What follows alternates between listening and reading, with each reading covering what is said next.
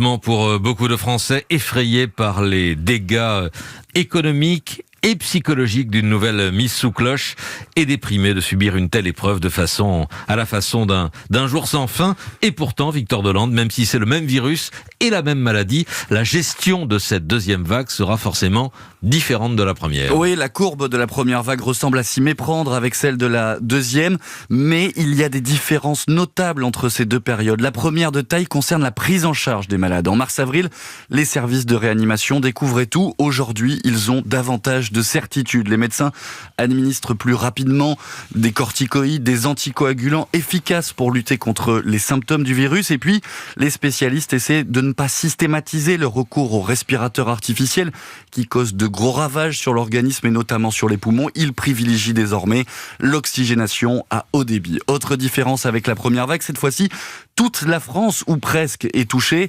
En mars-avril, seul le Grand Est et la région parisienne avaient été frappés de plein fouet.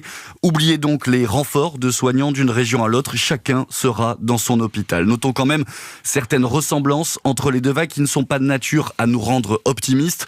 On est encore aveugle sur les chiffres. Les contaminations largement sous-évaluées à cause d'un dépistage trop mal ciblé. On ne sait toujours pas non plus précisément comment et où on se contamine. Dans l'urgence, une seule solution, faire bloc à l'hôpital. Et là, il manque encore plus de bras que lors de la première vague. Les soignants le crient depuis des mois. Ils nous le disent, ils vont se retrousser les manches. On les applaudira sans doute à nouveau. Aujourd'hui, ils réclament davantage de moyens plutôt que la reconnaissance des Français à 20h. Victor Delande, oui, l'hôpital, inquiétude au plus haut. La Fédération hospitalière de France parle d'une submersion du système de santé. Un exemple parmi